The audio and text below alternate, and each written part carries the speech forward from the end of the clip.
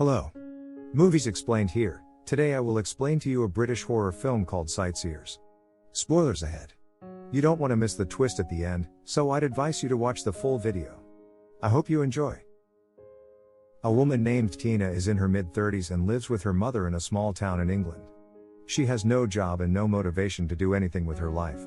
The only good thing that has happened to her recently is that she met a man named Chris, and together, they are supposed to depart on a caravan trip and visit many different historical sites by the countryside of England. Her mother disapproves of their relationship and the trip altogether because she wants Tina to stay unhappy and live with her till she dies. Despite her disapproval, they take the journey together, and here is where everything takes a dark turn, and will change Tina's life forever. Tina's mother, Carol, expresses her sudden hatred towards Chris even though this is the first time they've ever met.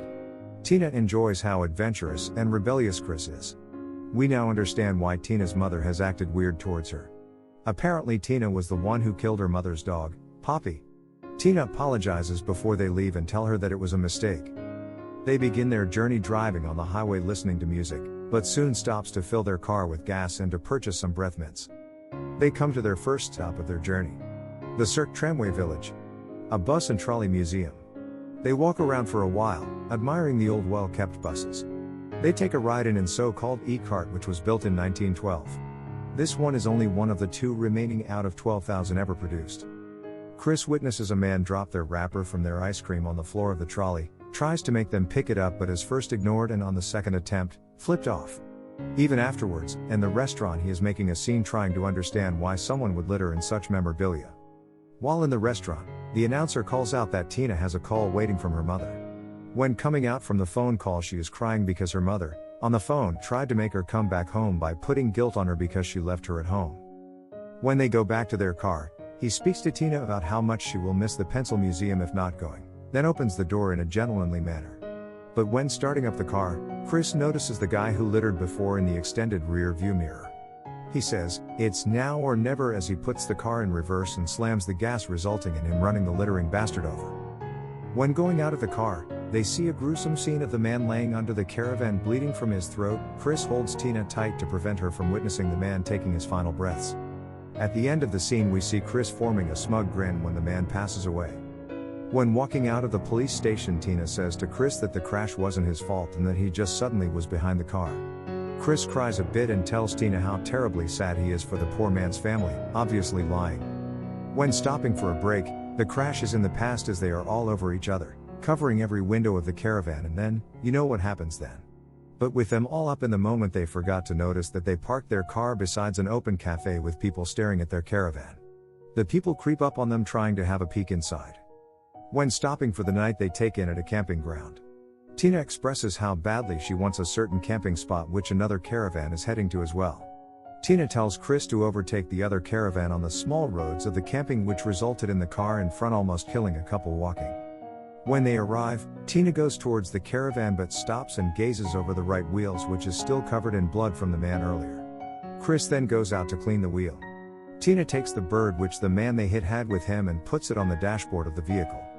During dinner, Chris reveals that the trips is partly for their erotic experience, but also because he is writing a book but suffers from severe writer's block, and he thought the trip would open his mind and let him write freely. The camp owner comes from the woods to collect the day's rent for their camping stop. When that is happening, a group of shamans begin dancing and drumming up the hill. Chris, visibly annoyed by their commotion, asks the owner how long they will keep on going. He answers that they arrived yesterday and will quit soon. Chris and Tina goes over to the couple that they overtook before. Chris wants to take a look inside their caravan because of how new it is. Inside they find a dog which Tina goes and asks if it's Poppy, her mother's dog, which she killed because they look identical to one another. We get a flashback from the year before, which has Tina and Poppy sitting on the couch together watching TV while Tina knits a scarf. A man comes by raising money for child soldiers. She plays with Poppy for a bit, tells her that she is distracting, then throws her toy into the living room. What Tina didn't know was that her knitting sticks were pointed up and Poppy launched straight into them trying to get her toy, passing away instantly. Back in the present, Tina tries to feed the dog with a chip, but the owner of the dog takes it from the dog's mouth, explaining that they don't feed their dog junk food. Tina, visibly upset by the way they treat the dog, looks at Chris, who with intention, throws a plate to the floor, making it look like an accident. When leaving, the man with the expensive caravan tells Chris that he also is a writer, But unlike Chris, he has sold 3 books and is very successful, and to really rub it in, he is currently writing a book as well. This upsets Chris, who heads straight back to their caravan. During the night, Tina watches the shamans around the bonfire with amazement. Chris, on the other hand, has the words of the couple stuck in his head and cannot sleep. When Tina comes back ready for their private time, Chris pretends to be asleep. In the morning, when few people are awake, Chris follows the man with the expensive caravan who is out walking with his dog. Chris picks up a rock and runs up behind him and smashes the rock to the side of his face, instantly sending him into eternal sleep. While this is happening, the shamans are removing the head of a living chicken. Chris leaves the body and returns to their caravan walking through the shamans. Tina wakes up and heads to the gate where Chris stands untouched watching the shamans. Chris tells her that he doesn't like the camp anymore and would like to leave. The owner of the camp didn't know that the group of shamans were sacrificing his chickens. He calls the police, who arrests them. The dog of the murdered man comes to them and Tina takes him with her. Chris threatens the dog not to say a word and adds a gesture that he will open his breathing canal. They leave the campground and sees the wife of the dead man and kidnapped dog yelling for them. When stopping by the road, Chris explains that he has a hard time expressing himself. Then they go to a outlet mall where Chris generously allows Tina to get herself anything she wants, as long as it doesn't cost more than 10 quid. When talking with one of the employees, she tells them about a man who had slipped and cracked his head open the day before. Tina is surprised, but Chris is not, as he had staged the scene to look like an accident. Tina then realizes that the dead man is the owner of the dog. She connected that because the employee said that the dead man's dog is missing. Instead of feeling scared, Tina smiles and happily tells the dog that his father is dead. They visit some old ruins where they enjoy themselves by grinding flour and ringing the large bell. They meet another couple which has a dog too.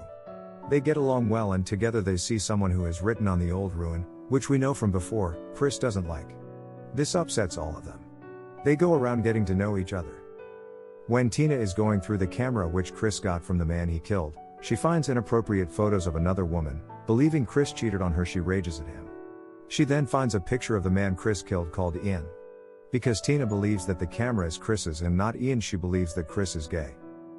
Then she finds pictures of him right before he killed Ian. He admits killing him nonchalantly like it's no big deal. Tina, instead of freaking out, tells him that he can't kill people because it will ruin the holiday. Chris, upset by the accusations, drives away to a bar and meets the man he met before at the old fort. Together they have a few drinks and chat about their wives.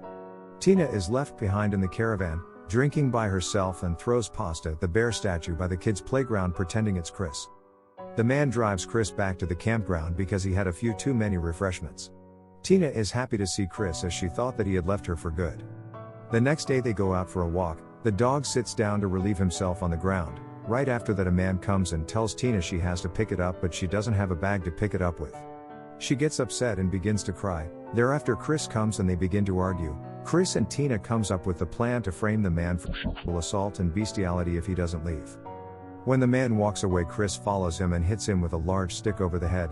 When the man falls to the ground, Chris shows no mercy as he relentlessly beats the man over the head over and over again. Tina watches this and falls down and can only watch. Chris seems untouched by his actions. Tina is not either. Instead of crying like before, they loot him together for food. Tina even tells him to pick up a block and begin writing. They go around to a few more places and enjoy themselves before they leave for another campground. When driving, they hear about their latest murder on the radio. There, the police say that they are looking for a murderous sexual predator.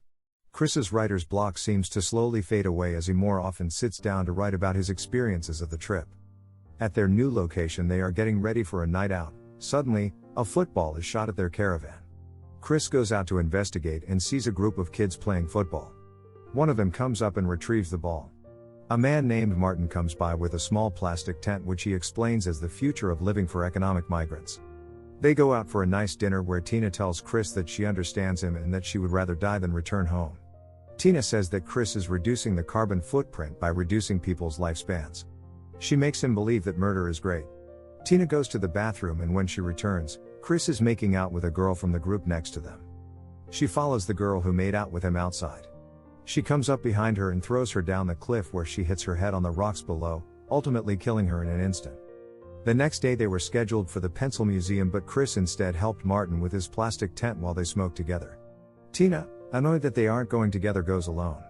At the museum, Tina purchases a large pencil which she uses to write with in the cafe. She calls her mother while she is at the pencil museum. When she does that, she bursts down crying.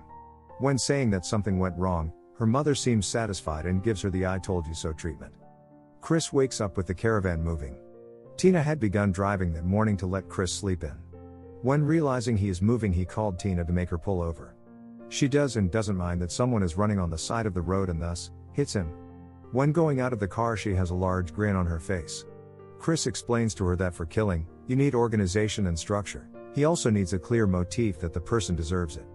They clean the road as best they can, then they carry the man into the woods where they hope no one will find him. Again they hear the radio telling them about the murder outside of the restaurant. But this time they are onto them. On the radio they say that they are looking for a ginger man and a girl with brown hair. They drive on small gravel roads to get up on a mountain where they park. A hailstorm blows over them and they are forced to get into the caravan. Chris takes a nap, and when he does, Tina allows herself to take a look at Chris's book where she finds drawings of them visiting different places looking happy and in love. Martin shows up with their dog, which he had for the day before. Together they sit inside drinking some wine, talking about business ideas. When Chris goes to take a leak, Tina puts her hand on Martin's thigh, which makes him very uncomfortable. She watches him very closely and asks him to kiss her. When Chris comes back, Tina says to him that Martin said very mean things to her while he was gone. Chris doesn't believe that, which makes her upset because Tina wants to practice her killing on him. Tina gets mad that Chris didn't want to do it with her, so she proceeded to throw him down herself. Chris goes out to see if he is okay, but he didn't survive the impact. They begin to fight and then make out. Together they burn their caravan to the ground.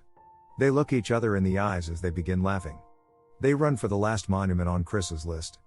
They run up it, knowing fully well that they will go to prison. They plan to end their lives together. They begin a countdown to prepare their suicide. When they get to 1, only Chris jumps to his grave. And then the screen turns to black. Thank you for watching. If you enjoyed this video, make sure to like the video and subscribe, as it helps out a lot. I put a lot of time and effort into making these videos for you. Thanks again, and until next time, have a wonderful day.